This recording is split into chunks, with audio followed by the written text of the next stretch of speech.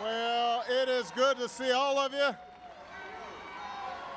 It's good to be back in Cincinnati. I have to say, I drove by the Bengals practice,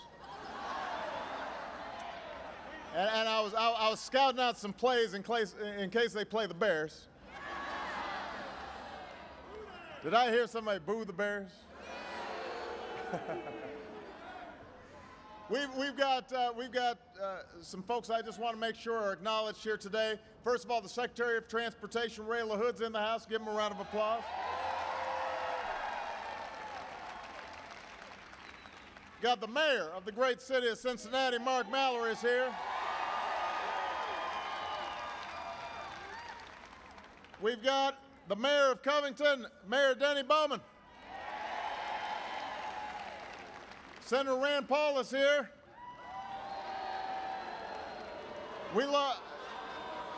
Rand's going to be supporting bridges, so we got it.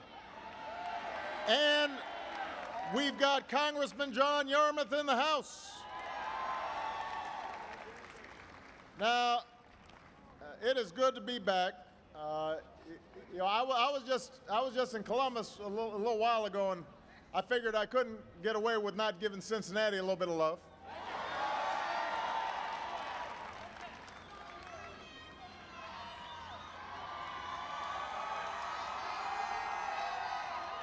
I want to thank the good folks at Hilltop Concrete for having us here today. I especially want to thank Ron for his introduction. You know, companies like Hilltop, construction companies, have been hit harder by this economic crisis than almost any other industry in America. And there are millions of construction workers who are still out there looking for a job.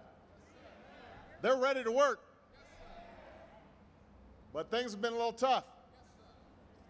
Now, that doesn't mean that there is not plenty of construction waiting to get done in this country. Behind us stands the Brent Spence Bridge.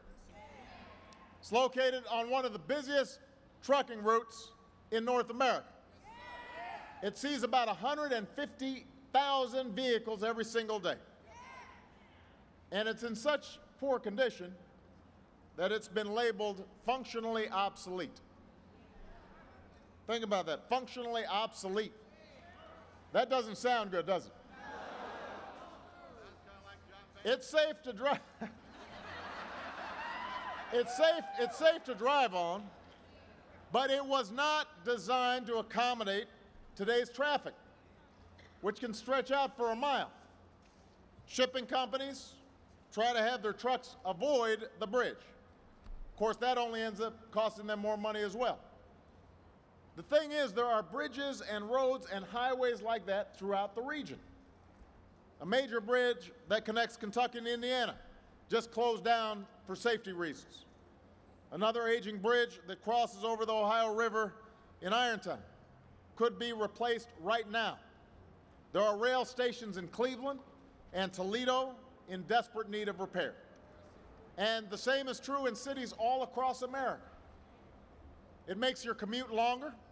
It costs our businesses billions of dollars. You know, they could be moving products faster if they had better transportation routes. And in some cases, it's not safe. Now, we used to have the best infrastructure in the world here in America. We're the country that built the Intercontinental Railroad, the interstate highway system. We built the Hoover Dam, we built the Grand Central Station. So how can we now sit back and let China build the best railroads and let Europe build the best highways and have Singapore build a nicer airport at a time when we got millions of unemployed construction workers out there just ready to get on the job, ready to do the work to rebuilding America?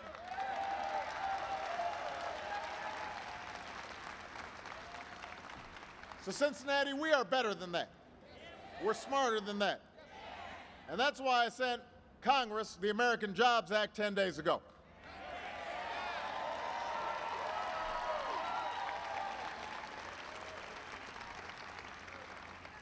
This bill is not that complicated.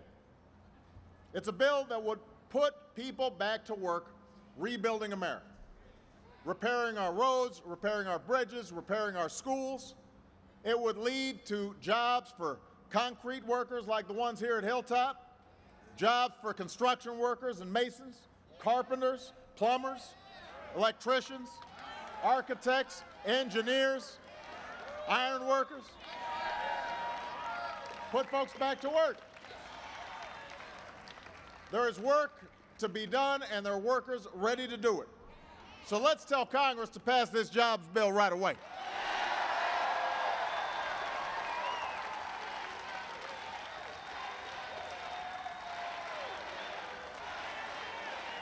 Pass this bill.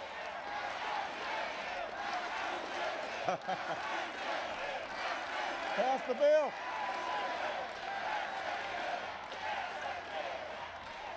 Tell them to pass the jobs bill, and not only will we start rebuilding America, but we can also put thousands of teachers back to work.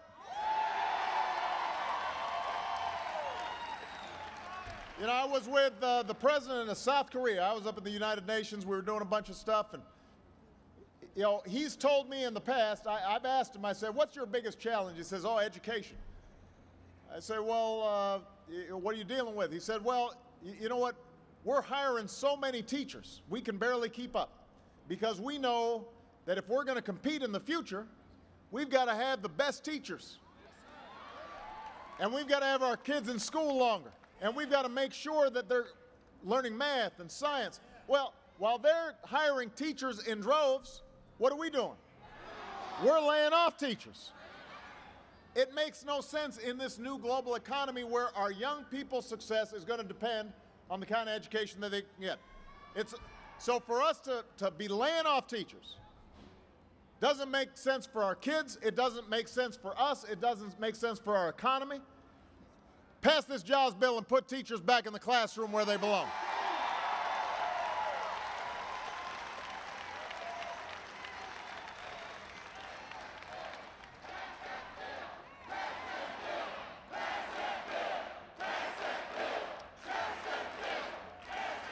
They need to go ahead and pass it.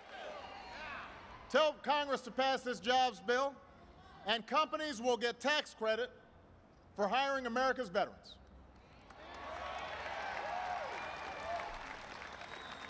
We've been through a decade of war now. Almost 2 million people have served. And think about it, they're suspending their careers, they're leaving their families, they're putting themselves in harm's way, all to protect us. The last thing they should have to do is fight for a job when they come home. And if we pass this jobs bill, it makes it easier for employers to hire those veterans. That's why we need to tell Congress to do what? To pass the bill.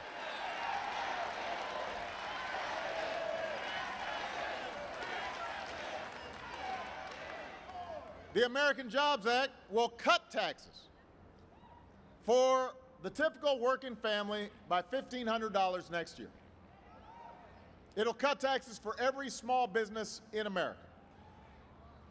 It'll give an extra tax cut to every small business owner who either hires more workers or raises those workers' wages. How many people here would like a raise?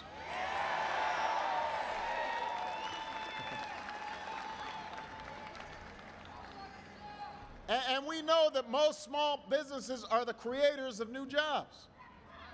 You know, we've got a lot of folks in Congress who love to say how they're behind America's jobs creators. Well, if that's the case, then you should be passing this bill, because that's what this bill's all about, is helping small businesses all across America.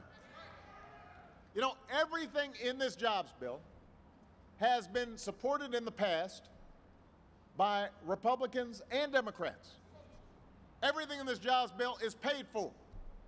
The idea for a big boost in construction is supported by the AFL-CIO, but it's also supported by the Chamber of Commerce. Those two don't get along on much, but they agree we should rebuild America. And by the way, thanks to the reforms that we put into place, when we start rebuilding America, we're going to change how business is done. No more earmarks, no more boondoggles, no more bridges to nowhere.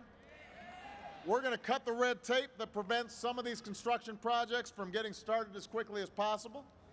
And we'll set up an independent fund to attract private dollars and issue loans based on two criteria. How badly is a construction project needed, and how much good will it do for the community? Those are the only things we should be thinking about, not politics. And by the way, that's an idea that's supported by a Massachusetts Democrat and a Texas Republican. It's a good idea.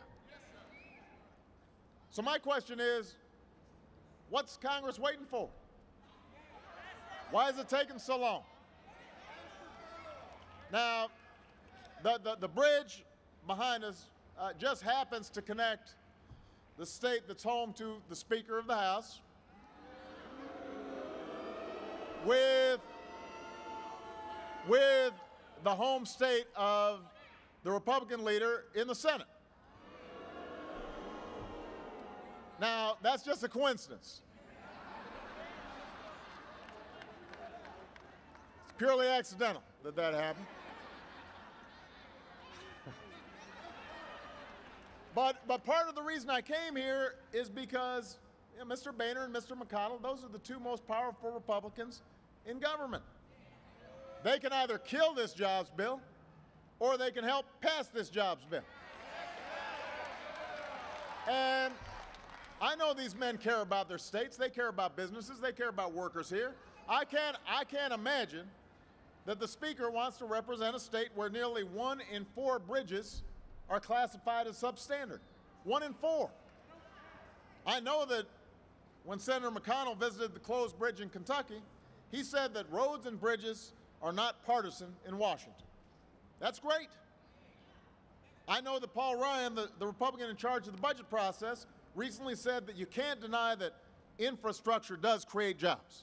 That's what he said. Well, if that's the case, there's no reason for Republicans in Congress to stand in the way of more construction projects. There's no reason to stand in the way of more jobs. Mr. Boehner, Mr. McConnell, help us rebuild this bridge. Help us rebuild America. Help us put construction workers back to work. Pass this bill.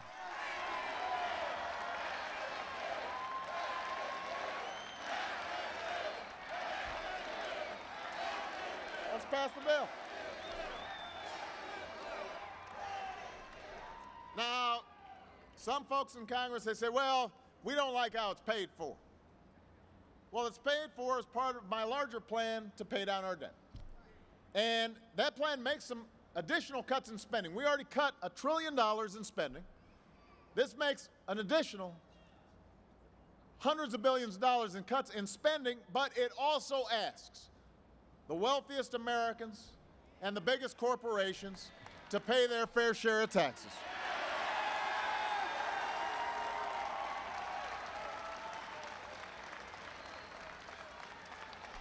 Now, that should not be too much to ask. And by the way, it wouldn't kick in until 2013. So when you hear folks saying, oh, we shouldn't be raising taxes right now, nobody's talking about raising taxes right now. We're talking about cutting taxes right now. But it does mean that there's a long-term plan, and part of it involves everybody doing their fair share. Now, this isn't to punish success. What's great about this country is our belief that anybody can make it. If you're willing to put in the sweat, if you're willing to roll up your sleeves, if you're willing to work hard, you've got a good idea, you're out there taking a risk, God bless you. You can make millions, you can make billions of dollars in America. This is the land of opportunity. That's great. All I'm saying is, if you've done well, I've done well, then you should do a little something to give something back. You should want to see the country that provided you with this opportunity to be successful and be able to provide opportunity for the young people who are going to be coming up behind you. And all I'm saying is that everything should be fair. You know, you learn the idea of fairness when you're 2, 3 years old. right? You're in the sandbox, and you don't want to let somebody play with your truck, and your mama or your daddy go up and they say, no, hon, it's not fair, you got to share. Isn't that what they say? Things have to be fair. So all I'm saying is that Warren Buffett's secretary should not be paying a lower tax rate on her income than Warren Buffett. That doesn't make any sense. A construction worker who's making 50 or 60 grand a year shouldn't be paying higher tax rates than the guy who's making $50 million a year. And that's how it's working right now, because they get all these loopholes and tax breaks that you don't get. So for me to say, let's close those loopholes, let's eliminate those tax breaks, and let's make sure that everybody's paying their fair share, there's nothing wrong with that.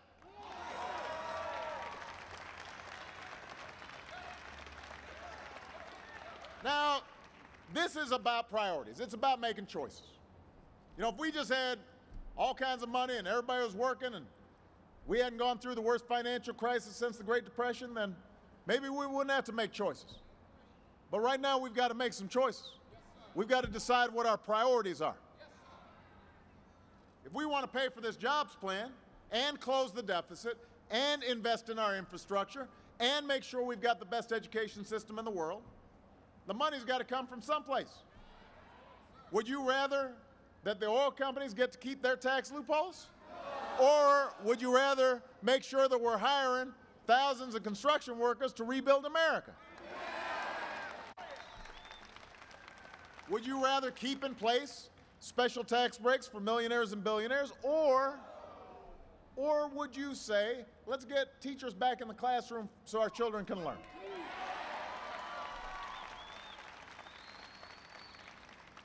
Now, the Republicans, you know, when I talked about this earlier in the week, they said, well, this is class warfare. You know what? If asking a billionaire to pay their fair share of taxes, to pay the same tax rate as a plumber or a teacher, is class warfare, then you know what? I'm a warrior for the middle class. I'm happy to fight for the middle class. I'm happy to fight for working people. Because the only warfare I've seen is the battle against the middle class over the last 10, 15 years. It's time to build an economy that creates good middle-class jobs in this country. It's time to build an economy that honors the values of hard work and responsibility. It's time to build an economy that lasts. In Cincinnati, that starts right now. That starts with your help. Maybe some of the people in Congress would rather settle their differences at the ballot box than work together right now.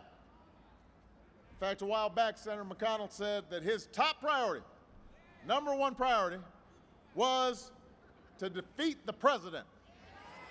That was his top priority. Not jobs, not putting people back to work, not rebuilding America, beating me. Well, I've got news for him. And every other member of Congress who feels the same way. The next election is 14 months away. And I'll be happy to tangle sometime down the road. But the American people right now don't have the luxury of waiting to solve our problems for another 14 months. A lot of folks are living paycheck to paycheck. A lot of folks are just barely getting by. They need us to get to work right now. They need us to pass this bill. So I'm asking all of you, I need everybody here to lift your voices, not just in Cincinnati, but anybody who's watching TV or anybody who's within the range of my voice. I want everybody to lift up their voices. I want you to call. I want you to email. I want you to tweet. I want you to fax. I want you to visit. If you want, write a letter. It's been a while. I want you to tell your congressperson that the time for gridlock and games playing is over. Tell them you want to create jobs. So pass this bill. If you want construction workers rebuilding America, pass this bill. If you want teachers back in the classroom, pass this bill. If you want to cut taxes for middle-class families, pass this bill. If you want to help small businesses, what do? If you want veterans to share in the opportunities of this country, what should you do? Now is the time to act. Because we are not a people that just sit back and wait for things to happen. We go ahead and make things happen.